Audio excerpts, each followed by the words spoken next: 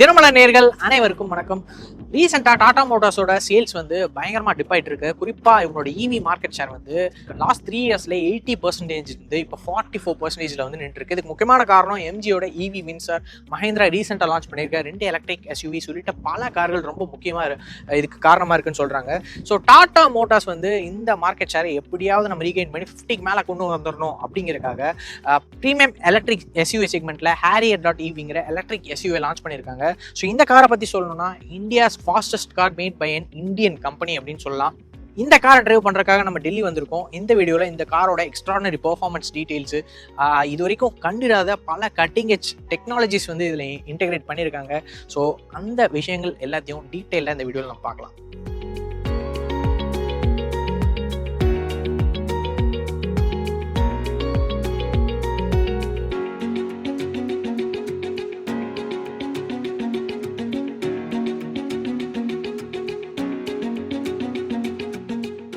So இந்த car வந்து land rover பயன்படுத்தி வரும் D8 ஆர்கிடெக்சர்லேருந்து டெரைவ் பண்ணப்பட்டிருக்க Acti.EV+ங்கிற ஆர்கிடெக்சர்ல இந்த கார் வந்து உருவாக்கியிருக்காங்க. இது வந்து கிராஷ் டெஸ்ட்டில் 5 ஸ்டார் ரேட்டிங் வந்து ப்ரொடியூஸ் பண்ணுது, எப்பவும் போல எல்லா டாடா கார்ஸ் ப்ரொடியூஸ் பண்ணுற மாதிரி. ஸோ டிசைன் பொறுத்தவரை Harrier ரைஸை கம்பேர் பண்ணும்போது பெரிய சேஞ்சஸ் எதுவும் இல்லை, பட் இவி ஸ்பெசிஃபிக் சேஞ்சஸ் நிறைய இடத்துல இருக்குது. ப்ளஸ் டைமென்ஷனுமே நிறைய இடத்துல வந்து சேஞ்ச் பண்ணியிருக்காங்க. ஸோ இதோட டிசைன் பொறுத்த வரைக்கும் நல்லா கமாண்டிங்கான ரோட் ப்ரெசன்ஸ், வைடரான பாடி வந்து இருக்குன்னு சொல்லலாம். குறிப்பாக சொல்லணும்னா ரொம்ப அட்ராக்டிவான ஒரு விஷயம் வந்து இவங்களோட ஸ்ட்ரைப்ஸ், ஹரிசான் ஸ்ட்ரைப்ஸில் வந்துட்டு ஃப்ரண்ட்டில் கிரில் வந்து வருது. டாட்டா லோகோவுமே இந்த டைம் வந்து டிஃப்ரெண்ட்டாக மாற்றிருக்காங்க. Plus full length LED DRLs வந்து மேலேயே கொடுத்துட்றாங்க. இங்கே பார்த்தோன்னா bi project LED head lamps, கீழே ஃபாக் லேம்ப்ஸ், இது வந்து ஃபங்க்ஷனல் ஏர் டேம்ப்ஸ் இங்கே வந்துடுது. ஸோ கீழே பார்த்தோம்னா வெர்டிகலி ஸ்லேட்டட் அந்த ஏர் வென்ட்ஸ் வந்து கீழே கொடுத்துறாங்க. அதுக்கு கீழே வந்து சில்வர் ஃபினிஷில் வந்துட்டு சரகடான ஸ்கிட் பிளேட்ஸ் வந்து கொடுத்துருக்காங்க. கூடவே சொல்லணும்னா 3 ரேடார்ஸு, 6 கேமராஸு, 12 சென்சார்ஸ் வந்து இந்த காரில் பயன்படுத்தியிருக்காங்க. இந்த எலக்ட்ரிக் எஸ்யூவியை 5 முறையில் வந்துட்டு நம்ம காரை ஸ்டார்ட் பண்ண முடியும். ஃபஸ்ட்டு வந்து இந்த ரிமோட் மூலிமா ஸ்டார்ட் பண்ணலாம், NFC கார்டு மூலிமா ஓப்பன் பண்ண முடியும், ஸ்டார்ட் பண்ண முடியும். ப்ளஸ் கீழே சென்ட்ரி மூலிமா காரை ஸ்டார்ட் பண்ணலாம். 4வது வந்து டிஜிட்டல் கீ மூலிமா ஸ்டார்ட் பண்ண முடியும். 5வது வந்து டாட்டா ஐரா ஆப் மூலிமா இந்த காரை ஸ்டார்ட் பண்ணலாம். Harrier ஐஸ் மாடலை கம்பேர் பண்ணும்போது இதில் டைமென்ஷன் சேஞ்சஸ் பார்த்தோம்னா கிட்டத்தட்ட லென்த் வந்து 9 mm வந்து லென்த் அதிகமாக இருக்குது, வித் 238 mm அதிகமாக இருக்குது, ஹைட் வந்து 34 mm அதிகமாக வந்து கொடுத்துருக்காங்க. கிரவுண்ட் கிளியரன்ஸ் 205 சேம் ரிட்டைன் பண்ணியிருக்காங்க. சேஞ்சஸ்னு பார்த்தா இவங்க வந்து turbine blade, aero optimised alloy wheels வந்து கொடுக்குறாங்க. 17 to 19 inch அலாய் வீல்ஸ் வருது. ப்ளஸ் வேரியன்ட்ஸ் பொறுத்து அலாய் வீல்ஸ் சைஸ் வந்து மாறும். ரேர் பொறுத்தவரை மேலேயே ஹாட் பிளாஸ்டிக்கில் வந்து ரூஃப் ரேல்ஸ் வந்து கொடுத்துருக்காங்க. ஷார்க் ஃபின் ஆன்னா வருது. இந்த ஷார்க் ஃபின் ஆன்னாலே பார்த்தோம்னா ரியர் வியூ கேமரா வச்சிருக்காங்க. இந்த கேமரா மூலிமா ரியரில் என்ன அப்படிங்கிற ரெக்கார்ட் பண்ணி உள்ள ரியர் வியூ மிரரில் வந்துட்டு அந்த வீடியோ நம்ம பார்க்க முடியும். லேண்ட் ரோவரில் சேம் டெக்னாலஜி தான் பயன்படுத்தியிருக்காங்க. இங்கே ஏரோ ஆப்டிமைஸ் ஸ்பாய்லர்ஸ் வருது. கீழே ஹை மவுண்டட் ஸ்டாப் லேம்ப்ஸ் வந்து கொடுத்துருக்காங்க. ஃபுல் வித்தில் வந்து எல்இடி டெயில் லேம்ப்ஸ் வந்து கொடுத்துருக்காங்க. இதெல்லாம் வந்து ஏரோ ஹெட் டெயில் லேம்ப்ஸ் அப்படின்னு சொல்லப்படுது. கீழே பார்த்தோம்னா இங்கே Harrier.EVங்கிற பேட்சிங் வந்துடுது. இந்த டெயில் லேம்ப்ஸ் கீழே பார்த்தோம்னா கிளாசி பிளாக் ஃபினிஷ் வந்து கொடுத்துருக்காங்க. ஸோ நம்ம பூட்டை வந்து 4 விதமாக ஓப்பன் பண்ண முடியும். உள்ளே வந்து அந்த டேஷ்போர்டில் அந்த ஆப்ஷன் கொடுத்துருக்காங்க. ப்ளஸ் ரிமோட்டில் ஓப்பன் பண்ணலாம், பட்டன் மூலிமா ஓப்பன் பண்ண முடியும், ஃபைனலாக கெஸ்டர் மூலிமா ஓப்பன் பண்ணலாம். ஸோ இப்போ நான் ரிமோட் மூலிமா ஓப்பன் பண்ணுறேன். பூட் ஸ்பேஸ் பொறுத்தவரை 502 liters ஆஃப் பூட் ஸ்பேஸ் வந்து இதில் கொடுக்குறாங்க. ப்ளஸ் நம்ம செகண்ட் ரோ சீட்ஸை வந்து ஃபோல்ட் பண்ணிட்டோம்னா கிட்டத்தட்ட அப்படியே டபுள் ஆகுது boot space. 1000 liters of boot space வந்து இதில் வந்து கிடைக்குது. இது வந்து ஆல் வீல் டிரைவ் காருங்கிறனால சென்டரில் ஒரு மோட்டார் இருக்குது இந்த ரியர் ஆக்சிலில். அதே மாதிரி ஃப்ரண்ட் ஆக்சில் ஒரு மோட்டார் கொடுத்துருக்காங்க. இந்த ரியர் ஆக்சிலில் மோட்டார் கொடுத்துருக்கறனால இங்கே வந்து பூட் ஸ்பேஸ் வந்து கொஞ்சம் இந்த ஹைட் வந்து அதிகமாக இருக்குது. இங்கே பார்த்தோம்னா இங்கே வந்து வெஹிக்கிள் டு லோட் ஃபங்க்ஷன் வந்து கொடுத்துருக்காங்க. அதை வந்து ஆக்டிவேட் பண்ணுறதுக்கான ஃபீச்சர் வந்து இங்கே கொடுத்துருக்காங்க. ஸோ கீழே வந்து ஸ்பேர் வீல் கொடுத்துருக்காங்க. இது வந்து ஸ்டீல் வீல்ஸ் தான் வந்து ஸ்பேர் வீலாக கொடுக்கப்படுது. டாடா மோட்டார்ஸில் கடைசியாக வந்து ஆல் வீல் டிரைவ் கார்னா சஃபாரி தான். கிட்டத்தட்ட அந்த கார் டிஸ்கன்டினியூ பண்ணி கிட்டத்தட்ட 5 years ஆச்சு. இப்போ தான் வந்து ஆல் வீல் டிரைவ் இன்ட்ரடியூஸ் பண்ணியிருக்காங்க. இதோட லோகோ தான் இங்கே வந்து QWD, அதாவது குவாட் வீல் டிரைவ் தான் வந்து ஆல் வீல் டிரைவ் அப்படின்னு சொல்லி சொல்கிறாங்க. ஸோ ஃப்ரண்ட்டில் வந்து ஃப்ரங்க் ஸ்பேஸ் பார்த்தோம் அப்படின்னா போனட் வந்து பயங்கர வெயிட்டாக இருக்குது. ஆனால் அதை ஹைட்ராலிக் ஸ்ட்ரட் வந்து கொடுத்துருக்கலாம், ஆனால் அவங்க கொடுக்கல. மேனுவலாக நம்ம ஸ்ட்ரட் போடுற மாதிரி தான் இருக்குது. ப்ளஸ் இங்கே வந்து ஃப்ரங்க் ஸ்பேஸ் பார்த்தோன்னா ஆல் வீல் டிரைவ் ஆப்ஷன் அப்படிங்கிறனால ஃப்ரண்ட்ல வந்துட்டு 37 லிட்டர்ஸ் ஆஃப் ஸ்பேஸ் வந்து கிடைக்குது. இதே ரியர் வீல் டிரைவ் ஆப்ஷன்னா இங்கே வந்து 67 லிட்டர்ஸ் ஆஃப் ஸ்பேஸ் வந்து ஃப்ரண்ட்ல வந்து கிடைக்கும். பேட்டரி ஆப்ஷன்ஸ் பொறுத்தவரை இதில் வந்து 2 பேட்டரி ஆப்ஷன் கொடுக்குறாங்க. 65 kWh, இன்னொன்று 75 kWhன்னு சொல்லி 2 பேட்டரி ஆப்ஷன் வருது. ஸோ ARAI ரேஞ்ச் வந்து 627 கிலோமீட்டர்ஸ் வரைக்கும் ரேஞ்ச் வந்து கொடுக்குது. அதாவது ரியல் வேர்ல்டு ரேஞ்ச் வந்து 450 500 கிலோமீட்டர்ஸ் வரைக்கும் கொடுக்கும் அப்படின்னு சொல்லப்படுது. பேட்டரியோட ரிலையபிலிட்டி பொறுத்த வரைக்கும் லித்தியம் LFP பேட்டரி தான் வந்து இதில் பயன்படுத்தப்படுது. ஸோ 36 சேஃப்டி டெஸ்ட் வந்து இதில் வந்து பண்ணியிருக்காங்க. எக்ஸ்ட்ரீம் ஹாட்லேருந்து எக்ஸ்ட்ரீம் கோல்டு கண்டிஷன் வரைக்கும் நிறைய டெஸ்ட் வந்து இந்த காரில் வந்து பண்ணப்பட்டிருக்கு. ப்ளஸ் வந்து nail penetration test, thermal resistance test, இந்த மாதிரி பல டெஸ்ட் வந்து இந்த பேட்டரியில் வந்து பண்ணியிருக்காங்க. மோட்டரை பொறுத்த வரைக்கும் ஃப்ரண்ட்ல வந்து இண்டக்ஷன் மோட்டரும் ரியர் ஆக்சலில் வந்துட்டு PMSM மோட்டார்ஸும் கொடுத்துருக்காங்க. 2 மோட்டரோட பவரும் கம்பைன் பண்ணால் கிட்டத்தட்ட 391 PS ஆஃப் பவர் வந்து இந்த கார் ப்ரொடியூஸ் பண்ணுது. டார்க் வந்து 504 நியூட்டன் ஆஃப் டார்க் வந்து ப்ரொடியூஸ் பண்ணுன்னு சொல்லலாம். ஸோ பூஸ்ட் மோட்ல கிட்டத்தட்ட 0 to 100 வந்து 6.3 செகண்ட்ஸில் இந்த கார் வந்து அடிக்குது. இந்த பேட்டரிக்கு வந்து லைஃப் டைம் வாரண்டி வந்து கொடுக்குறாங்க டாடா மோட்டார்ஸ். இந்த காரோட சார்ஜிங் கெப்பாசிட்டி பொறுத்து பார்த்தோம்னா 120 kWh DC fast charging capability இந்த காருக்கு இருக்குது. ஸோ 120 kWhக்கு வந்துட்டு நம்ம 10 to 80% வந்து சார்ஜ் பண்ணோம்னா 25 மினிட்ஸில் இந்த காரை வந்து சார்ஜ் பண்ணிட முடியும் 80%க்கு. இதே நம்ம போர்ட்டபிள் சார்ஜர் 3.3 kW சார்ஜர் வந்து கொடுத்துருக்காங்க. அதில் சார்ஜ் பண்ணோம்னா 10.7 ஹார்ஸ் வந்துட்டு இருக்குது. இதே 7.2 kW சார்ஜரில் நம்ம சார்ஜ் பண்ணோம்னா அது வந்து 9.3 ஹார்ஸ் வந்து எடுக்குது. ஸோ இன்டீரியர்ஸ் பொறுத்த வரைக்கும் சேம் ஹேரியர் ஐஸ் மாதிரியே தான் வந்து இன்டீரியர்ஸ் வந்து கொடுத்துருக்காங்க. பட் அந்த டோன் தான் மாறுது. பிளாக் அண்ட் ஒயிட் டியூல் டோனில் வந்து கொடுத்துருக்காங்க. ப்ளஸ் கிரே ஷேட்ஸ் வந்து சீட்ஸில் நம்ம பார்க்கலாம். ப்ளஸ் இங்கேயும் சென்ட்ரல் கன்சோலும் ஷேட்ஸ் வந்து நம்ம பார்க்க முடியும். கூட வந்து டேஷ்போர்டு வந்து ரொம்ப சிம்பிள் அண்ட் மினிமலிஸ்டிக்கான ஒரு டேஷ்போர்டு வந்து கொடுத்துருக்காங்க. ஏசி கண்ட்ரோல்ஸ் பொறுத்தவரை dual zone auto climate control வந்து இதில் கொடுத்துருக்காங்க. ஸோ இங்கே பார்த்தோம்னா ஹாப்டிக் டச்சில் வந்து நம்ம ஏசியை பயன்படுத்திக்கலாம் கம்ப்ளீட்டாக. அது போக வந்து இதில் வந்து பூட்டை திறந்துக்கலாம், கார் லாக் லாக் பண்ணிக்கலாம், 360 கேமரா வருது. ப்ளஸ் ட்ராக்ஷன் ப்ரோ மோடு கூட இங்கே வந்து ஹாப்டிக் டச்சில் நம்ம பயன்படுத்திக்கலாம். ப்ளஸ் ஸ்டீரிங் பொறுத்தவரை dual tone leather wrapped steering வந்து கொடுக்குறாங்க வித் மல்டி ஃபங்க்ஷன் கண்ட்ரோலோட வருது. சேம் டாட்டாவோட இலுமினேஷன் லோகோ வந்து இங்கே வந்துருது. 4 ஸ்போக் ஸ்டீரிங் வந்து கொடுக்குறாங்க. மற்ற கார்ஸோட ஸ்டீரிங் கொஞ்சம் பெருசாகவே இருக்குன்னு சொல்லலாம். சீட்ஸ் பொறுத்தவரை டியூல் டோன் சீட்ஸ் லெதர் ராப்டு, அதாவது ரீசைக்கிளபிள் மெட்டீரியலில் பயன்படுத்தியிருக்க லெதர் ராப்டு சீட்ஸ் வந்து கொடுத்துருக்காங்க. உட்கார ரொம்பவே நல்லா அருமையாக இருக்குது.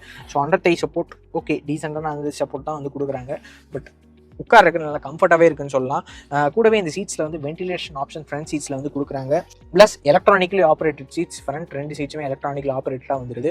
ஸோ க்ளவ் பாக்ஸ் பொறுத்த வரைக்கும் இது வந்து கூல்டு க்ளவ் பாக்ஸ் வந்து இங்கே கொடுத்துருக்காங்க. ப்ளஸ் ஆம்பியன்ட் லைட்டிங் வந்துருது. 10 speaker Harman Kardon sound system வந்து கொடுத்துட்றாங்க. 7 ஏர் பேக்ஸ் வந்து இன்க்ளூட் பண்ணிடுறாங்க. ப்ளஸ் சென்ட்ரல் கன்சோலை பற்றி பேசும்போது இங்கே வந்து டெரைன் மோட் செலக்டர் வந்து இருக்குது.